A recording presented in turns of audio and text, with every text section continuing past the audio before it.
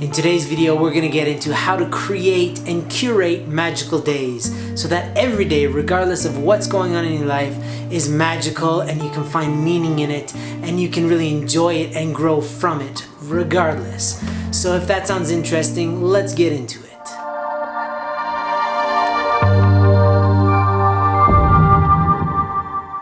Welcome back to Whole Goals. My name is Andrew Love, where I help you reach the goals of your mind, heart, body, and soul. And in today's video, I just want to really iterate how easy it is to have a magical life. You see, most of us are holding out. We're holding out for when things get better. When I get that pay raise, then I can be happy because I'll buy that car that will make me happy. Or I'll get that house, or I'll get that cool jacket, and then people will like me. When I get that perfect haircut, hey, I'll be okay. And this is the exact opposite way to live. If you ever want happiness, you can't be reliant on your circumstances to work out in order for you to be happy. That's conditional. It means that when things are going well, you'll be happy. And when things are going bad, you'll whine and you'll complain and you'll wish you were somebody else or that you were doing something else. And that creates this wanting, and it creates a separation between the you of now and the you that you want to be. So I was just on a call with somebody, helping them kind of work through this. And it's actually quite simple. It's really not that hard. I'm going to give you a few great examples of things that I've done that you can do, but you can also use them as metaphors and apply them to whatever area of your life makes most sense. You see, every single day can be magical if we are engaged in life, if we're looking for something, if we're looking for the depth of life, if we're seeking after meaning in the things that we do. If we have like a checklist and we're just checking things off because we want some ultimate end and we're not enjoying the process, then we're kind of in this prisoner mindset that we're shackled to our circumstances, and we're hoping that if I just get this and this done and everything works out perfectly, then I can finally be happy. And it's super conditional, and it makes us really anxious. The idea of wanting a better future and not being happy until that happens creates this prisoner mindset, because you're trapped in your circumstances, you're behind bars, and you're just looking outside and you're wishing that you were somewhere else, rather than finding the magic in what already exists. Now, this is key, because if you really want to create sustainable joy, fulfillment, connection with yourself, with God, with other people, then it's fundamental that you're able to see all the magic that's around you now, and then you spread that outwards.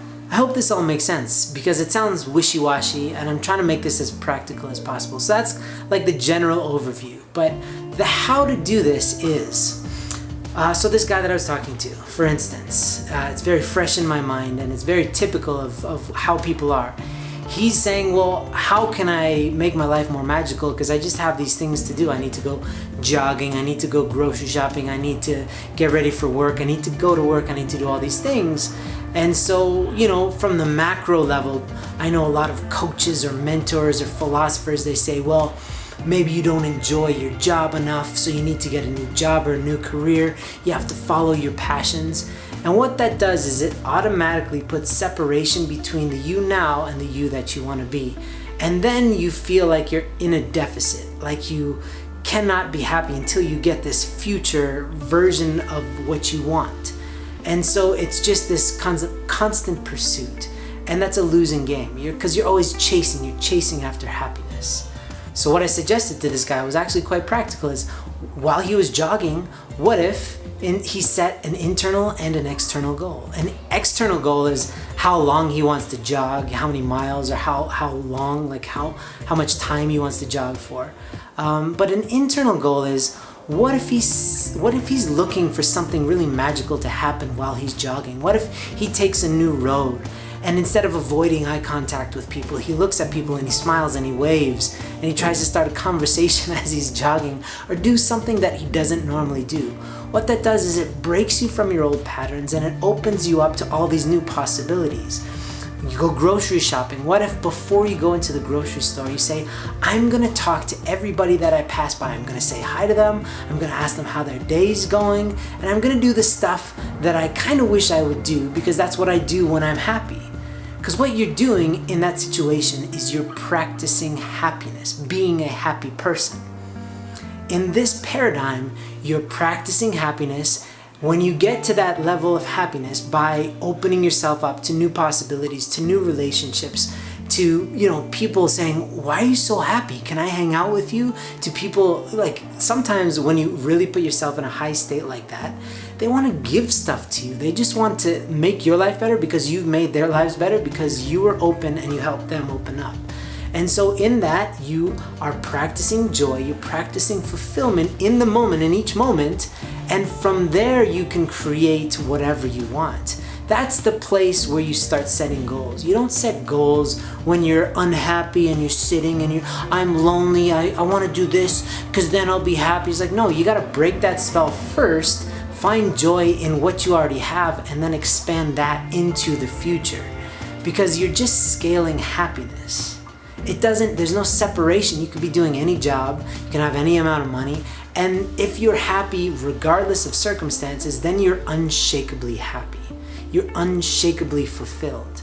So the real essence of having a magical day is seeking after meaning in everything that you're doing. And that could involve other people. Like I said, if you're going to work, how to have new interactions with people, bringing gifts to them, bringing in like poetry and reciting it, doing something out of the ordinary. And you'll be nervous and you'll be like, oh, but that's not me. That's the point. It's not you. You're breaking out of your old self and you're recreating yourself in the likeness of who you'd rather be, the happy version of you. So it could involve other people, strangers or people you already know, calling up old friends, what have you. Or it could be if you're by yourself and you're reading a book, well, next time you read a book, before you start reading, meditate or pray and figure out what questions do you have deep inside of you and look for the answers in the stuff that you're reading, in the blogs that you're reading, in the books that you're reading, in the videos that you're watching. The crazy thing is you will find an exact answer, and it's almost like that answer was written for you in that book or in that blog, and you will be shocked. And what you're doing, again, is you're creating the atmosphere for miracles to happen, for magic to happen. And all of a sudden, the little things that you do have a lot of meaning. The big things have a lot of meaning. Everything starts to have more meaning. And you're more engaged, you're more present in every part of your life. You see, if you could boil most faiths down to their raw essence of what they're teaching, they're saying, connect to the essence, God, Muhammad, Buddha, and then connect that amazing feeling to other people. Expand that by being present in the moment. And so when you hear that, be present now, there's books, be here, be now, and all this stuff is all about now. It's hard to achieve because it's kind of very conceptual. But if you want to be more present, the key is to be more engaged, to be more involved. And that's by reading between the lines of life, by looking for the meaning in the things that you're doing. So setting internal goals for when you read a book, for when you're having a conversation that you want to convey something or you want to find an answer when you talk to somebody. It's not just transaction of words, but transaction of soul, transaction of essence, transaction of heart. And when you have these internal goals and you're seeking after something to learn more, to give more, then it brings value and meaning to everything that you do. And the difference is most people just wake up, they shovel a bunch of food in their face, they go to some job that they're just doing to make money, they're driving to work and they're not engaged during the drive, they're unconsciously getting to work, they come back home, they're not really engaged with their family or their relatives or their neighbors, and then they watch TV to numb their pain. And all the while they're flatlining. Their life is just like beep. So if you want to bring beep, beep, if you want to defibrillate your life, then what you need to do is find engagement and start seeking for meaning behind the things that you're doing. First of all, it's important to do meaningful things, but even if you're in a job and you don't want to change your job, you're perfectly happy with your job, but you're not feeling deeply fulfilled, a lot of it is just a perspective shift, and you're not engaging with the people at work, you're not engaging with your role, the meaning behind your role. So when you add that meaning and you start engaging, you become more present to it and you start to become more fulfilled and things start magically happening. It's really cool. So external goals are important.